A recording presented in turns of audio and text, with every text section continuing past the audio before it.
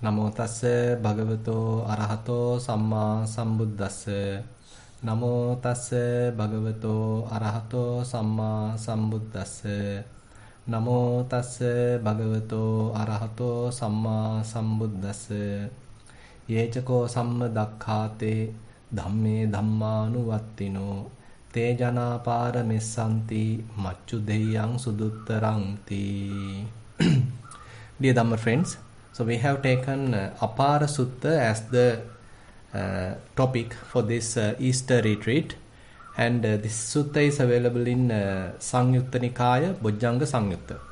So in the section, in the connected discourses, so there is a section called Bojjhanga Sangyutta where dealing with the awakening factors. So there this particular sutta is included. So the term literally means that crossing over, crossing to the other shore. So that is the literal meaning of this apara, the term apara, and this has very beautiful verses as well as interesting theme. So the first theme actually we discussed on yesterday, first verse we discussed on yesterday, that is where Buddha mentioned appakate manussesu ye jana paragamino athayang itarapaja tiramevanu dhavati. So among these vast beings, maybe human beings, maybe celestial beings, hell beings, and all these beings, among all these beings, it is only a very few that will cross to the other shore.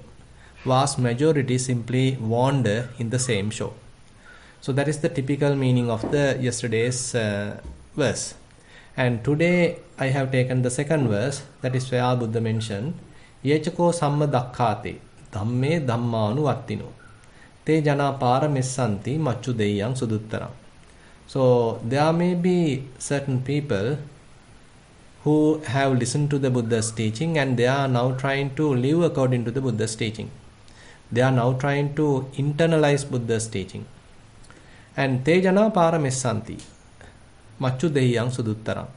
So those people, those practitioners are the fortunate ones who get a very rare chance, suduttaram, very rare chance, very rare possibility of crossing to the other shore. And which is crossing to the other shore, leaving aside this shore is belonging to the Mara, to the evil one. So this is the verse that I have taken as the theme of today's Dhamma sermon. Now here Buddha gives us a kind of a green light as a possibility that even though that crossing to the other shore is very rare, there is a possibility that if one follows Buddha's teaching, that one may have a rare chance to cross to the other shore. Now we need to find out what would be the strategy that Buddha recommending us in order to purify ourselves. Then only we would be able to cross to the other shore. So therefore, now we need to find out, so what is this Dhammanuvattino? The term Dhammanuvattino typically means that we have to lead a life according to the Buddha's teaching. Now that is what yesterday we have explained to some extent, that first of all we need to try our best to maintain a morality basically. So these moral precepts are kind of guiding principles for us to work in a particular manner so that we will be benefited and the others also benefited, and we will not be harmed and the others also not be harmed. Now, so there's a kind of a harmless living, dwelling, and according to these precepts. So this actually has to be done honestly, and it will lead us to kind of a inner satisfaction, kind of a deserving nature that I am worthy of something more, I am worthy of something spiritual, something advanced. So that kind of a positive atmosphere being generated in ourselves. So there Buddha mentioned, now we need to find out a proper way of leading a kind of a Dhamma kind of life, Dhammic life we can say, a life according to the Buddha's teaching. So first of all, we discussed on yesterday that we have to be maintain ourselves in a kind of an ethical manner, kind of a moral manner. So that is where the morality comes to the picture, where we are leading a moral life so that we are not harming ourselves and not harming the others. So while being there, so there Buddha mentioned it is not only that, so we need to now get into the next levels, that is to the calm down various hindrances. So there are 5 hindrances Buddha talks, mentions, preaches, and that 5 hindrances we have to address. So those 5 hindrances cannot be addressed unless we are get on to a proper path. Now, protecting ourselves through morality is one aspect, and that is not the final step. Rather, that acts like a foundation. While being on that foundation, assume that one is now trying to develop his mind further.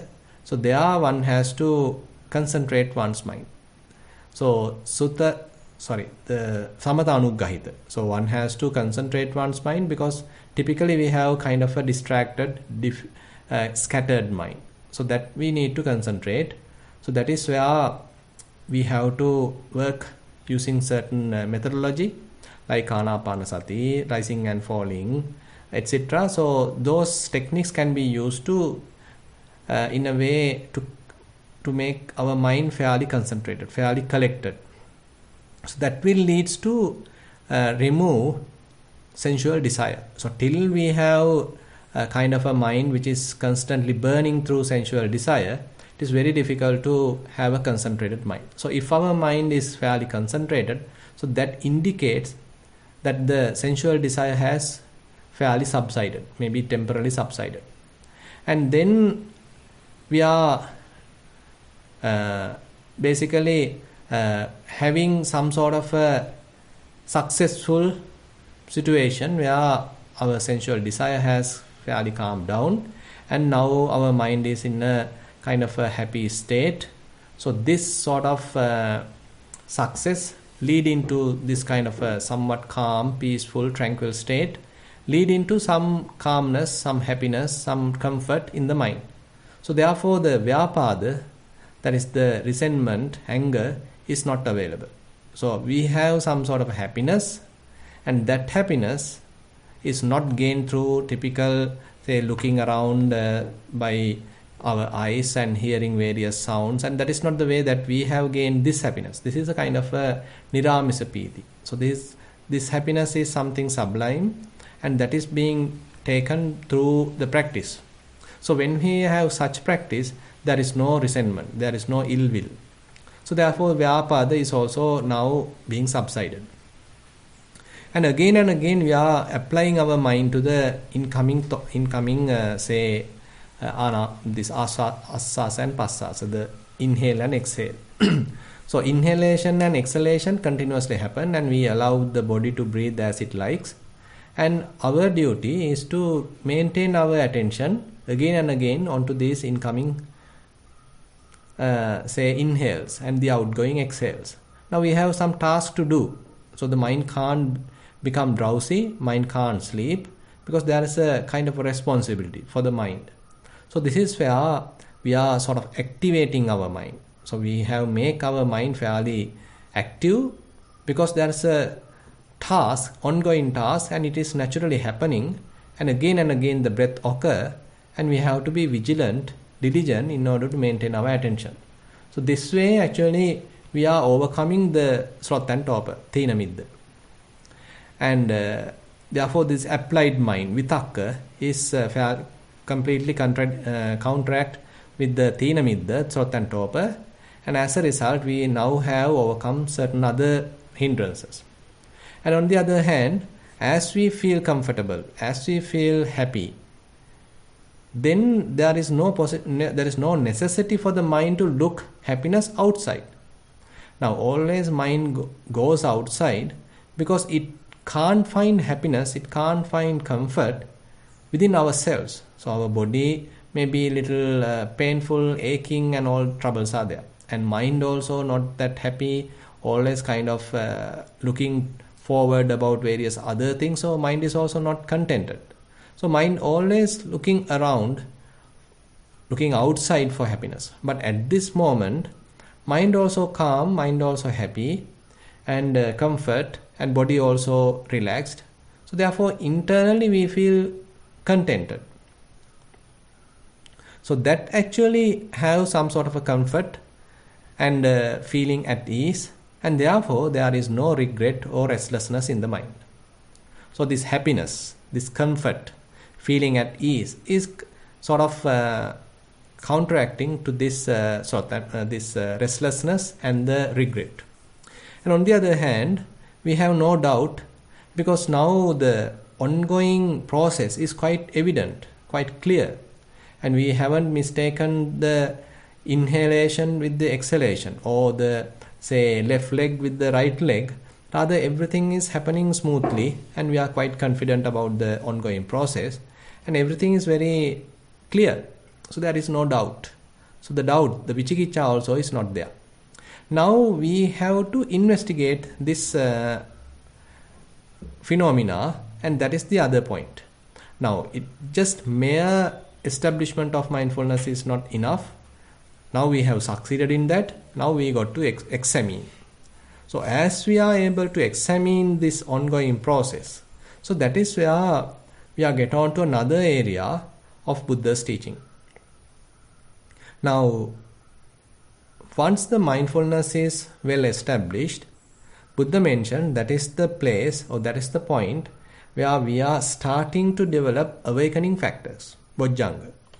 So these Bojjhangas are quite important teaching of the Buddha's teaching, and in one occasion one of the bhikkhus come forward and ask from the Buddhas, Bhante, this term Bojjhanga is said. So why exactly is this the term Bojjhanga? And then Buddha answers, it is leading to the understanding. It is leading to the awakening. So that is why it is said Bojjhanga. So therefore we can say these awakening factors are leading us towards the awakening, towards the understanding. So therefore it is necessary for us to develop these qualities. Now those hindrances that we have discussed are quite opposite to this situation. They are the ones actually blocking our awakening. They are the ones hindering our awakening. They are the ones binding ourselves to the samsara. But on the other hand, these awakening factors are the ones helping us to awaken to the present moment, awaken to the reality, and leading us towards a freedom, non-attachment, and the understanding, and ultimately to the liberation. So therefore, understanding these awakening factors is one of very important tasks in our practice. There are 7 enlightenment factors Buddha mentioned. Sati Sambojjhanga, the mindfulness enlightenment factor, awakening factor. Dhamma Vichaya Sambojjhanga, investigation awakening factor. Virya Sambojjhanga, effort or energy awakening factor. Piti Sambojjhanga, rapture awakening factor. Passaddhi enlightenment factor, that is the tranquility awakening factor. Samadhi Sambojjhanga, that is the concentration or collectedness awakening factor. And Upekha Sambojjhanga, that is the equanimity enlightenment factor. So these are the 7 awakening factors Buddha mentioned, and these are quite opposite to the hindrances. So if we are able to subside hindrances, now we have to work hard to develop these awakening factors. So this is the one going to help us in the future. So what is the strategy to develop awakening factors? So that is where many suttas Buddha mentioned that the 4 foundations of mindfulness are one of the key methodology, key strategy to develop awakening factors. So that is why in Anapanasati Sutta, Buddha mentioned that katam bhavitacha bhikkhave chattaro satipatthana katam bahuli kata satta bojjhange paripurenti. Now Buddha asks how one has to develop 4 foundations of mindfulness which will lead to develop enlightenment factors. Now therefore we need to understand, so if we simply practice according to our own methods, so these enlightenment factors may not be developed. But on the other hand, if we get the guidance from the Buddha's teaching, then there's a higher possibility that we'll be able to develop awakening factors. Now Buddha explains in certain suttas how to develop awakening factors using, say, kaya anupassana, mindfulness on the body, Using Vedananupassana, mindfulness in various feelings. Using Chittanupassana, mindfulness on the mind. And Dhammanupassana, mindfulness on various phenomena. Now if we take mindfulness on breathing, Anapanasati, as a simple example for Kayanupassana, so that is Buddha mentioned in Anapanasati Sutta, for example. So how one may develop mindfulness. So we first of all try to keep our attention on breath. Now our mind gets distracted, it will be shifted to the past, to the future, to here and there, so that there are many issues at the beginning. But now we are not worrying about it, but again and again we are trying our best to take it back. Again and again we are keeping our attention back on the breath. So as a result we can understand, okay, there's a significant improvement in mindfulness. It may take obviously certain time, but never matter. So still we are continuing. We have enough effort and we are continuing, and in one day, so these our mindfulness start to well establish on the breath. So there are incoming breaths, there are outgoing breaths, and again, very beautifully, very smoothly, seamlessly, our mind is established on the breath. Now we don't need to struggle. Previously it was a kind of a struggle. It's almost like discouraging because mind is not tamed. But at this level mind is fairly tamed, and assume that say about 50 breaths, again and again mind itself is establishing mindfulness on the breath. Say 100 breaths, similarly say mind is well established on breathing. So this is a way that we can understand, because of our practice there's a kind of an improvement in ourselves. There's a skill being developed, so that is called mindfulness, concentration, and because of that we are not in a kind of a restless situation. Rather mind has become fairly calm, quiet, concentrated, and now well established mindfulness. So there Buddha mentioned this is the beginning of the development of mindfulness awakening factor. So now the mindfulness is not wavering. It is not kind of a broken type of mindfulness, but a kind of a continuity is there. Mindfulness is continuous. Again and again, to incoming breath you are establishing mindfulness. Outgoing breath you are establishing mindfulness. So this is where the process becomes fairly smooth, seamless, and properly now mindfulness is established on breathing. So this is how Buddha mentioned that the mindfulness enlightenment factor now has started to develop. Sati sambojjhangon tasmin samaye bhikkhuno araddo hoti. Now the yogi has started to develop mindfulness awakening factor. When the mind is fairly established on breathing, there are no distractions. Now it is happening. Again and again the yogi is continuing it. It is not as 5 breaths or 10 breaths, but again and again he is continuing it in the practice. So there it is leading to continuous mindfulness, and it is being further developed. So the sati sambojjhanga, enlightenment factor, is further developed. It becomes to its culmination. Now once it is fairly successful, Buddha doesn't stop there. He invites us to investigate. Now there is mindfulness established on breath, maybe in breath, maybe out breath. But now we are not satisfied with that. Rather, we need to investigate.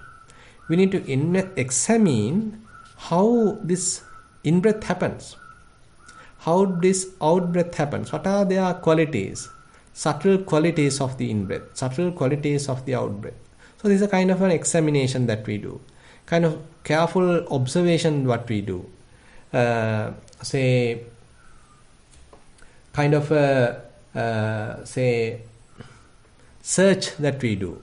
So we are established mindfulness, and once the mindfulness is well established, so we got to carefully investigate, carefully examine what is really going on. As a result, Buddha mentioned Dhamma Vichaya Sambojjhanga is going to develop. Now as we are doing it again and again, now this investigation awakening factor is slowly developing, because Next incoming breath also we are examining. Next outgoing breath also we are examining. Next in breath also we are examining. So this examination, investigation happens continuously. So this investigation awakening factor going to be developed. Now in order to do this, we need fair amount of effort, because it is quite challenging to figure out various features or various qualities, subtle aspects of the breath. This breath itself is a very subtle phenomena, and mind might not like to do it. It may like to dwell in the past. It may like to dream about the future. So therefore, how to overcome that power of defilements? So that is where the energy, that is where the effort is quite prominent. So we have to use fair amount of energy to break that typical habitual tendencies and to involve in this investigation. So that is where Buddha mentioned that the effort awakening factor, Virya Sambojjhanga, come into the picture. Now again and again we are doing it, even if the mind becomes drowsy, lethargic and sort of backward on such situation, we have to arouse energy. We have to put forth energy, and that is where the energy enlightenment factor, Virya Sambojjhanga, going to be developed. Now assume that everything is now happening smoothly. You are properly applying the energy. There's a fair amount of balance and everything happens smoothly. So you are fairly successful. On that situation, you understand, okay, I have spent a lot of time. It was a nightmare to do it, but now today I have succeeded. Today actually I was successful. Now there's a little happiness, kind of a joy, contentment start to develop within yourself, because it's a kind of a difficult situation, but now you have fairly succeeded, and now you don't need to struggle, rather mind itself doing it properly. There are less distractions, and your involvement is not that essential because mind is doing it properly, like a tamed child doing his homework or whatever the activity, assigned activity. Now the mind has undertaken the activity and we don't need to intervene. So therefore you have some sort of a contentment. So this leads to piti, the rupture enlightenment factor. So again and again you are getting successful. Again and again you are contented about the things happening right now. So you don't need to struggle right now. Now you are coming to this happy state, successful state again and again. So this is the point, the rupture enlightenment factor or the piti sambojjhanga going to be developed, going to be cultivated. Now when mind is with happiness, mind is with joy, so then mind feels calmness. So there is no kind necessity to distract. There is no point of going to the past or the future, to here and there, because internally kind of a happiness is available. Now mind can dwell without any trouble within yourself, internally satisfied. So this is where the mind becomes calm, tranquil. Body also become calm and tranquil. So this is the Passaddhi Sambojjhanga going to be developed. Tranquility enlightenment factor going to be developed.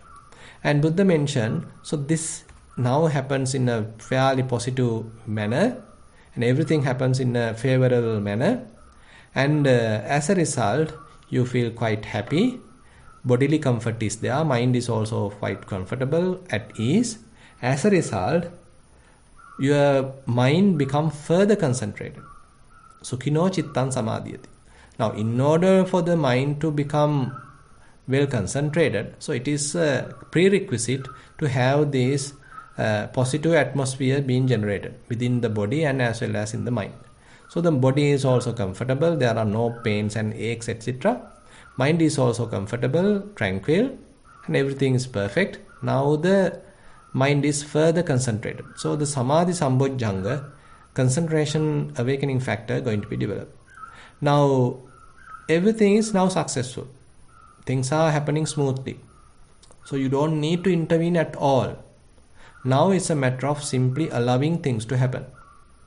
And you have simply taken the back seat and simply watch. Enjoy the ride. So this is where the equanimity come into the picture. Now there's a kind of a gradual order, sequential order in this enlightenment factor. It is not from here and there they develop. Rather, first of all, we need to establish mindfulness. Once the mindfulness is established, we need to start investigation. While we are developing, so this investigation, continuing our investigation, there may be sort of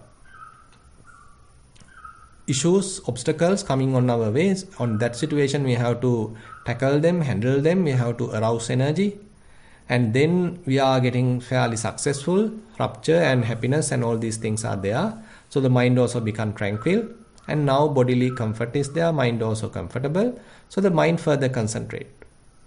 Samadhi Sambojjhanga is there. Now nothing else to do. It's a matter of continuing, allowing mind to do it successfully. And we can simply observe in an equanimous manner. We can allow things to happen because now everything is in a well equipoise, and we simply can take the back seat and allow things to happen. So this is where the equanimity enlightenment factor going to be developed. Now Buddha mentioned, so this kind of development of enlightenment factor is one stage of our practice. And as we develop Kayanupassana, we can develop these enlightenment factors. Say, I have taken the example of in-breath and out-breath, that is the mindful breathing, but the similar situation is available in, say, mindful walking, in the, say, element meditation. So they are also the same situation. Assume that you are doing Vedananupassana. Again and again various feelings are happening. Without missing any feelings, you are able to establish mindfulness. So the unbroken mindfulness is there. The feelings may vary, but you are able to keep your attention to each and every occurring or happening feelings again and again. So there are kind of a smooth continuity on the mindfulness. So that is where the mindfulness enlightenment factor is developed. Now not only that, you are examining each and every feeling. It may be happy feeling, it may be pleasurable feeling, it may be painful feeling, it may be equanimous feeling, but you are very closely observing it. So that is where the investigation enlightenment factor being developed. Now in order to bear this all, say, feelings, it may be even painful feelings, you need to have fairly endurance. Kind of a perseverance is necessary. That is where the effort going to be developed. And when things are happening smoothly, you are calm, quiet, happy, comfort. So that is where the rapture and the, say, the tranquility enlightenment factors are further developed.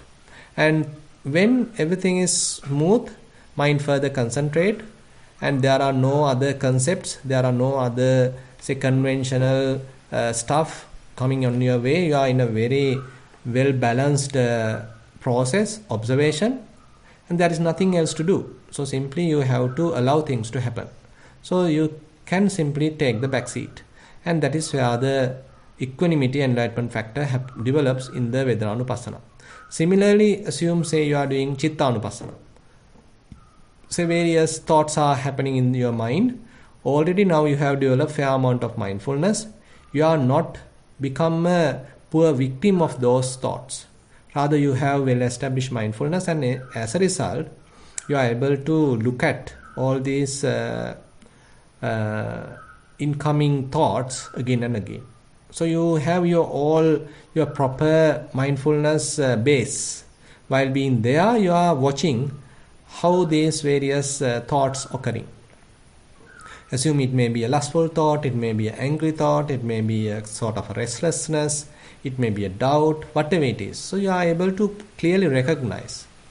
You are not becoming a victim of them. You are not driven by them. But you have your mindful space, and you are well established there. So the mindfulness enlightenment factor is developing. And you are clearly recognizing each and every thought. As I mentioned, if it is a lustful thought, you are clearly recognizing it. If it is an angry thought, you are clearly recognizing it. Nothing is missed. And you might even know how it is starting, how it is sustaining, and how it is decaying or fading away. So that is also clearly visible.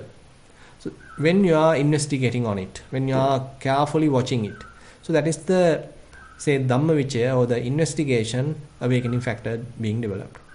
Now, in order to continue it, you need to have effort, because even though you do all this, there may be immense power to the various defilements. So you have to maintain fair amount of courage in order to continue the practice. Otherwise, if you feel discouraged because there are so many defilements, it's never going to end, I am not going to succeed. So likewise, if the mind becomes somewhat backward on such situation, actually you have to arouse energy enlightenment factor going to be developed. And when things are happening smoothly, say all the defilements calm down, they also disappear, and now you feel quite happy. Kind of rapture may be there, kind of happiness is there, contentment is there, tranquility is there, and now mind is further concentrated even without any thoughts. Actually, again and again, when you are establishing mindfulness on each and every thought, that is also kind of a momentary concentration being developed. On the other hand, assume that everything has faded away. You don't need to have any kind of an object to establish mindfulness, but you are utterly mindful. And mind is free from any defilement. And there are no distractions.